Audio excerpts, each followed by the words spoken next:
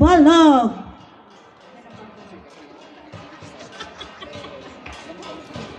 Barangay Bolog is the largest barangay of Kiangan. Bounded on the north is Barangay Hukab and Bagine. On the south, by the municipality of Lamut, and on the east, by the municipality of Lagawe. And on the west is Mapit. It has a land area of 3,426 hectares spread over 8 sitios. The national tax allotment of 3,291,811 and 82 centavos. It has one elementary school and a one-child development center. Barangay Bolog is headed by the Punong Barangay Honorable Samuel Kadamon Ulani.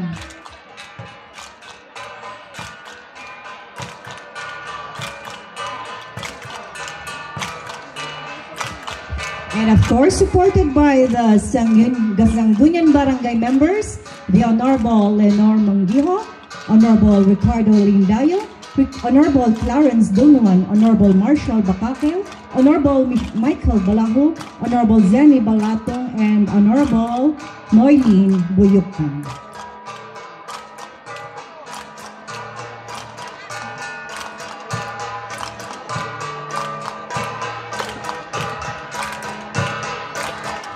Ladies and gentlemen, let's witness the cultural performance of Barangay Bolog.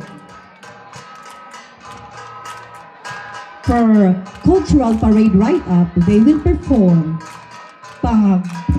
Pangagawan, the largest cave system in the province of Ifugao. So timer starts now. Pangagawan, the largest cave system in Ifugao, pertinently described as a gem of nature. The Pangagawan's cave surroundings are home to a biodiverse community of amazing life forms. This Pangagawan cave is no usual cave. It is certainly a major point of interest for the barangay plus the town's tourism industry, since it is a fascinating place to comprehend and appreciate God's hand in the creation of the world. It expresses countless years of evolutionary changes. There's a lot of wonder about it, how it was like an era far diverse from the present. But it is just enticing for tourists to know how the extraordinary experience when discovering the Pangagawan Cave. The rock formations and wild bats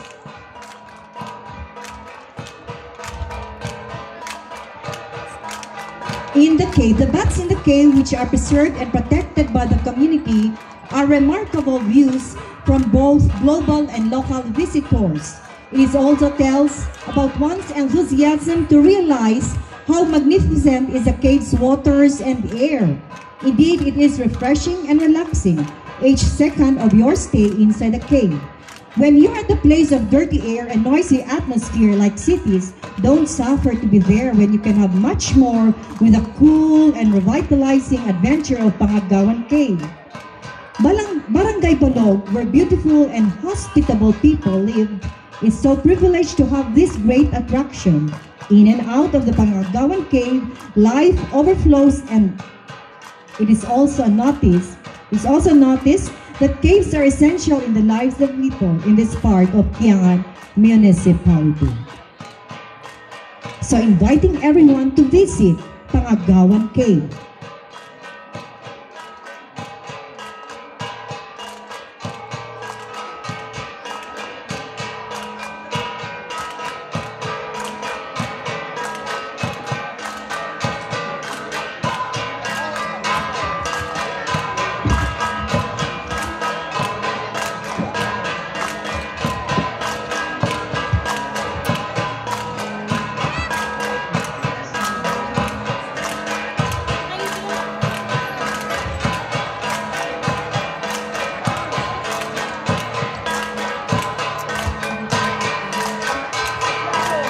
So thank you very much, contestant number six, Barangay Bolog.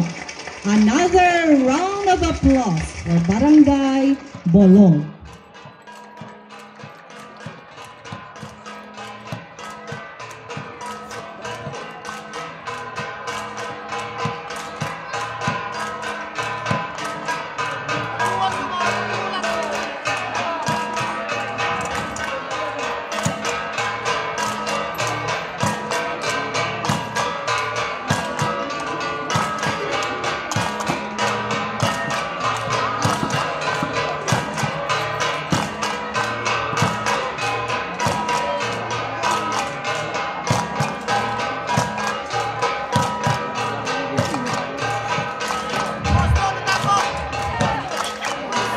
Nagibuda nun Faju, Pinaupanda,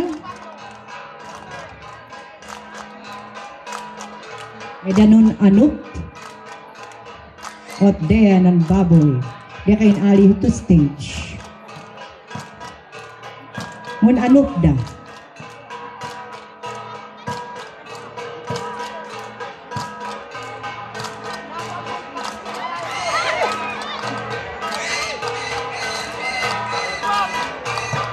Ada yung video ni dia.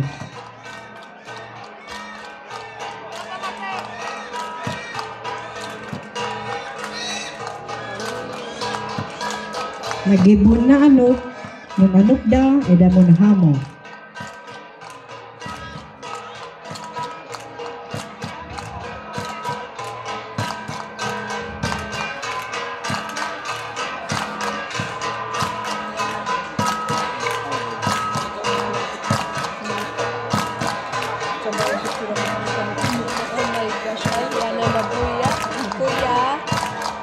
Munhamol or munhamonin. Ha, munhamol. Documentation di